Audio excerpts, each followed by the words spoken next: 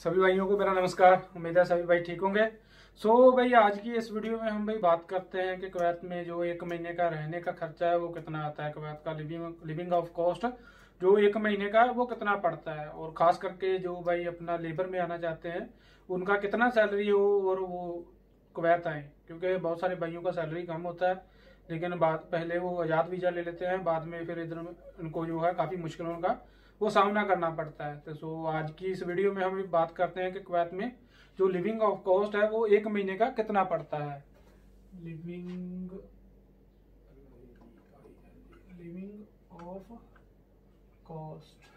तो भाई थोड़ा सा मेरा जो राइटिंग है वो आपको समझ नहीं आएगा, सिर्फ आप मेरा थोड़ा बातों में ज़्यादा ध्यान दीजिएगा, क्योंकि आपको जो मेरी लिखाई है वो राइटिंग है वो समझ में नहीं आएगी, क्योंकि मेरे को भी इंग्लिश बहुत कम आता है भाई। इसलिए भाई मैं थोड़ा नंबरों में ज़्यादा लिखने की कोशिश करूँगा। तो सबसे पहले भाई हम बात करते हैं जो मेन है यहाँ पे जो आपका खर्चा आता है वो है रेंट का, क्योंकि कुवैत में सबसे ज़्यादा जो है कॉस्ट है। अगर आप इधर रहना चाहते हैं तो आपको सबसे ज़्यादा रेंट पे करना है। कंपैरिजन इसे कि आपका फूड का खर्चा कितना है, जहाँ ट्रांसपोर्ट का कितना है, सबसे जो ज़्यादा खर्चा है कुवैत में आता है वो रेंट का आता है।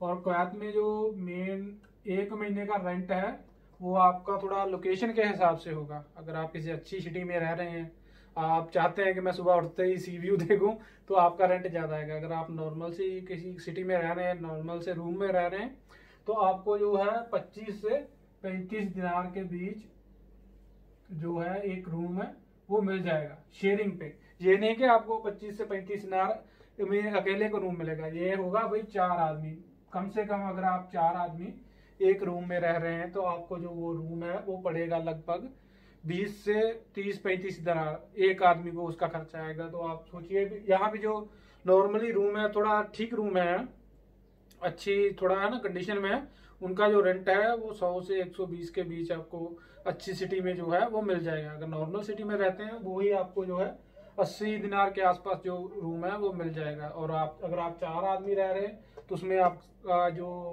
रेंट है वो 20 दिनार के आसपास आएगा। अगर थोड़ा अच्छी लोकेशन है तो आपका वही रेंट बढ़ के 25 से 30 दिनार वो हो जाएगा। नॉर्मली आप मान के चलिए, किधर रख दिया मैंने, ये अभी आपको जो रेंट है वो 20 से 35 दिनार के बीच बीच एक महीने का वो भरना पड़ेगा। उसके बाद आता है भाई सबसे जो जरूरी है वो है फूड। कुवैत में बहुत बोलते हैं कि कुवैत में बहुत लोग बोलते हैं कि फूड एक्सपेंसिव है, यहाँ का फूड महंगा है, बट ऐसा नहीं है। अगर आप रूम में खाना बनाते हो, महीने का राशन एक बार में आप लेके आते हो, तो आपको आराम से जो एक महीने का खर्चा है वो 15 से 20 दिनार के ऊपर नहीं आएगा एक आदमी को। ठीक है, 4 आदमी है तो वही 80 दिनार में अगर आप एक महीने का राशन लेके आते हैं तो आराम से वो भाई एक महीना चल जाएगा। अगर आप वही थोड़ा बाहर से भी खाना खाएंगे तो उसका जो इधर कॉस्ट है वो ज़्यादा है। अगर बाहर से आप खाना खाएंगे तो वही उसका जो एक मील का कॉस्ट आपको जो 1.5 दिनार के आसपास पड़ेगा, 1.5 केडी पर मील। अगर आप दिन में 2 मील भी लेते हैं तो आपका वही 3 दिनार जाएगा। मान लो आप सुबह में ब्रेकफास्ट करते हैं, वो तो चलो नॉर्मल है, इधर में आपको नूस दिनार में, आधे दिनार में मिल जाएगा एक चाय और थोड़ा सैंडविच या कुछ और। लेकिन अगर आप प्रॉपर एक लंच और डिनर करते हैं तो आपकी जो कॉस्ट आपको उसकी 3 दिनार के आसपास पड़ेगी। इसलिए भाई अच्छा है कि आप रूम में फूड बनाइए, वो बहुत जो सस्ता पड़ता है कंपेयर टू अगर आप बाहर कहीं होटल से खाना खाते हैं। उसके बाद नंबर 3 पे भाई जो आपका आ जाता है ट्रांसपोर्ट। कुछ कंपनियां भाई ट्रांसपोर्ट जो आपको है वो फ्री प्रोवाइड करती हैं। अगर मान लो आप कंपनी में काम कर रहे हो तो उनकी गाड़ी आएगी, आपको लेने पिक करेगी, बाद में आपको काम के बाद ड्रॉप कर देगी। लेकिन कुछ जगह है जहाँ पे आप अपना खुद का जनरल ट्रांसपोर्ट यूज करके या टैक्सी करके भी जाते हैं, तो उस पर भी भाई जो खर्चा है वो आता है। वो मान के चलिए भाई आपका 10 दिनार के आसपास एक महीने का खर्चा आ जाएगा। अगर आप पास बना लेते हैं तो 7-8 दिनार में, जहाँ आप आपको कंपनी लेके जा रही है, छोड़ के जा रही है, तो उसके हिसाब से जो आपका है वो खर्चा आएगा। मान के चलिए वो 10 दिनार के आसपास वो आ जाएगा। और नंबर 4 पे भी आपका आता है इंटरनेट, मोबाइल का खर्चा जो है फोन। तो यहाँ पे भाई अलग अलग प्लान है कि कुछ कंपनियां आपको जो 5 दिनार में 500 जीबी तक दे सकती हैं, कुछ कंपनियां आपको जो है यानी कि 5 दिनार में 40 जीबी है, कुछ ऐसा है। ऐसा करके देती हैं, कुछ कंपनियां 7 दिनार में 500 जीबी देती हैं, और अलग अलग है। एवरेज भाई आपका 5 से 6 केडी में जो है 1 महीने का नेट भी वो भी चल जाएगा। ये मेन जो इधर में जो ये खर्चे हैं। उसके अलावा फिर आपका जो आ जाता है मेडिकल।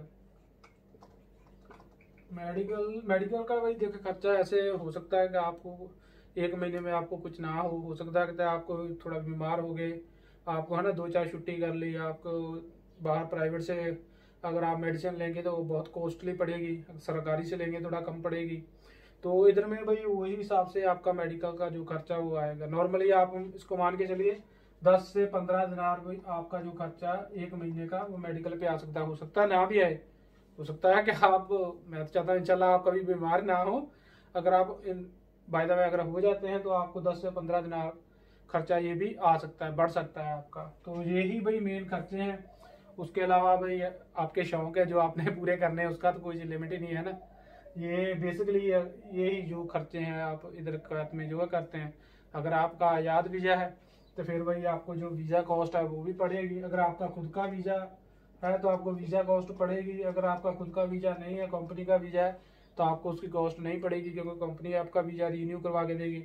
अगर आप आज़ाद वीज़ा पे हैं, खुद का वीज़ा लेके लगा रहे हैं, तो उसका भाई वीज़ा के रेट के हिसाब से वो पैसा लगेगा। मान लो आपका 500 दिनार 1 साल में लग रहा है तो उसका वही 40 दिनार 1 महीने का हो गया।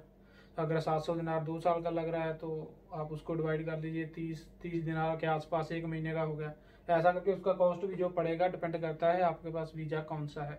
तो यही खर्चे हैं भाई। इसको अगर टोटल कर लें तो भाई लगभग 60 दिनार में आप यहाँ आराम से रह सकते हैं, ये सिंगल पर्सन, वो भी शेयरिंग वाले रूम में नॉर्मल मील खा के। अगर आप उससे ज़्यादा है ना देखना चाहते हैं कि मैं अच्छा सोसाइटी में रहूं, अच्छी सिटी में रहूं, अच्छा खाऊं, तो उसके हिसाब से फिर आपका जो खर्चा है बढ़ता जाएगा। लेकिन यहाँ पे अगर आप नॉर्मल लेबर कर रहे हैं, आपकी सैलरी जो लगभग 200 से 250 के बीच आपका सैलरी है, उसमें से 60 दिनार आप ये निकाल दिए तो आपको फिर भी 190 दिनार सेव हो सकते हैं अगर आप चाहें तो।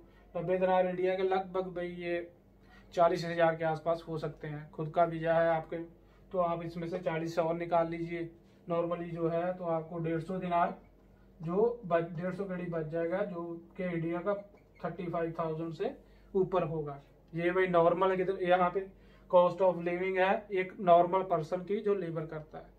उसके ऊपर ऊपर आप जैसे जैसे आप अपने आप को है ना इन्वॉल्व करते जाएंगे कि मैं ये भी करूँ, जिम लगाऊं, मैं अच्छा कुछ फूड खाऊं, मैं वीकेंड पे यहाँ पे कहीं घूमने भी जाऊं, तो उसके हिसाब से आपकी जो कॉस्ट है वो बढ़ जाएगी। लेकिन नेसेसरी जो चीज़ें हैं, बेसिक जो है वो यही है कि रूम का रेंट यहाँ से 20 से 35 दिनार के बीच आएगा आपको, अगर 4 आदमी एक रूम में रह रहे हैं।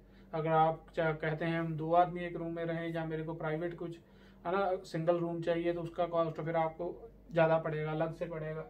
उसके अलावा आपका फूड है 15 से 20 दिनार में आराम से 1 महीना जो राशन है वो चलता है। एक जब आप एक बार राशन ले आए 4 आदमी है ना 80-100 दिनार का, तो आराम से 1 महीना जो है वो चलता है। उसके अलावा भाई आपका जो ट्रांसपोर्ट है डिपेंड करता है भाई आपको कंपनी पिक कर रही है, छोड़ रही है, या खुद का आप ट्रांसपोर्ट यूज कर रहे हैं, उसके हिसाब से जो है आपको वो पैसे लगेंगे। उसके अलावा भाई आपका जो फ़ोन का है, फ़ोन का नॉर्मली यहाँ से 5 से कम कोई रिचार्ज नहीं होता है, 5 से ऊपर है 7 का करा रहे हैं, 10 का करा रहे हैं। कई कंपनियां है जहाँ वीवा है कुछ है वो 5 दिनार में 500 जीबी भी दे रही हैं। उसके अलावा आपका मैंने बता दिया आपका मेडिकल है। ये को देखिए ये कोई परमानेंट नहीं है, मेडिकल का खर्चा कितना आएगा, ये कम हो सकता है, ज़्यादा हो सकता है, डिपेंड करता है। नॉर्मली जो आपका जो खर्चा है वो 50 से 60 दिनार में जो आप 1 महीने का वो कवर कर सकते हैं। अगर आप उसके अलावा बाहर जाते हैं, कुछ फूड खाते हैं, उसका खर्चा भाई अलग से है। कुछ घूमने जाते हैं, कोई कपड़ा ले लिया, कोई फ़ोन ले लिया वो खर्चे मैंने यहाँ पे इंक्लूड नहीं किए हैं।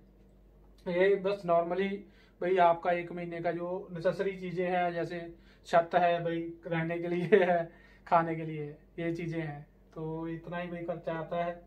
तो अगर आप आना चाहते हैं तो पहले देख लीजिए आपकी सैलरी कितनी लग रही है। कंपनी में आ रहे हैं तो कंपनी के विषय पे देखिए, आपको रेंट का टेंशन नहीं है, जहाँ तो वो पैसे देंगे जहाँ तो आपका रूम देंगे। जो फूड का है, कुछ कंपनियां आपको फूड प्रोवाइड करती हैं, फूड का कुछ पैसे देती हैं, कुछ नहीं देती हैं, ठीक है। ये जो जरूरी चीज़ है ये निकल जाएगी। वीज़ा का कॉस्ट नहीं लगेगा, कंपनी में है तो आपका वीज़ा कंपनी फ्री करवा के देगी। मेडिकल का कॉस्ट नहीं लगेगा, क्योंकि कंपनी का आपका हेल्थ कार्ड होगा, आप वो उस पर जो ले सकते हैं। अगर बाहर से आप कुछ मेडिसिन लेती हैं उसका बिल आप कंपनी में जमा करवाएंगे तो आपको वो उसका पैसा दे देंगे। जो फ़ोन का रिचार्ज वो आपका रहेगा, क्योंकि वो आपका पर्सनल है। उसके अलावा आपको ट्रांसपोर्ट का कोई खर्चा नहीं पड़ेगा अगर कंपनी में रहते हैं। तो बहुत सारे खर्चे हैं वो कम हो जाते हैं कंपनी के। अगर आपका सैलरी कंपनी में कम लगेगा तो आपके खर्चे भी कम आएंगे। अगर यहाँ पे 60 है तो वो सब घट के आपका 20 से 25 दिन रह जाएगा। तो आप देख लीजिए आपका कितना सैलरी में आपको जो आपके लिए अच्छा है कि इसमें आप सेविंग कर सकते हैं, कुछ घर में बेच सकते हैं ना, कितना आपका खर्चा आएगा आप अपने हिसाब से देख के फिर आप वीज़ा ले सकते हैं। क्योंकि बहुत सारे भाई पूछते हैं भाई कितना खर्चा आता है कुवैत में। तो भाई ये आपके ऊपर डिपेंड करता है कि आप कौन सा लाइफस्टाइल है वो जी रहे हैं। अच्छा जी रहे हैं, अच्छा कपड़ा पहन रहे हैं, अच्छा फ़ोन आपको चाहिए, अच्छा सोसाइटी में आपको रहना है, तो भाई आपका खर्चा फिर ज़्यादा आएगा। अगर आप नॉर्मल रह रहे हैं, थोड़ा लेबर वाले इलाके में रह रहे हैं, तो आपका कम आएगा। ये डिपेंड करता है भाई आपका। लेकिन बेसिक जो नेसेसरी चीज़ें हैं वो यही है, रूम रेंट है, फूड है, आपका नेट है, क्योंकि नेट के बिना भी यहाँ पे गुजारा नहीं है। आपका जो मेडिकल का है, मेडिकल का तो चलो भगवान करे किसी को भी ना हो, लेकिन यही है। ठीक है, अगर और भी आपको कुछ पूछना है तो आप मेरे को नीचे कमेंट कर सकते हैं। और मेरा जो व्हाट्सअप का नंबर है उस पर आप मैसेज छोड़ सकते हैं, तो मैं आपको और कोई जानकारी है तो वो दे दूंगा। सो वीडियो देखने के लिए सभी भाइयों का धन्यवाद, सभी भाइयों को मेरा नमस्कार।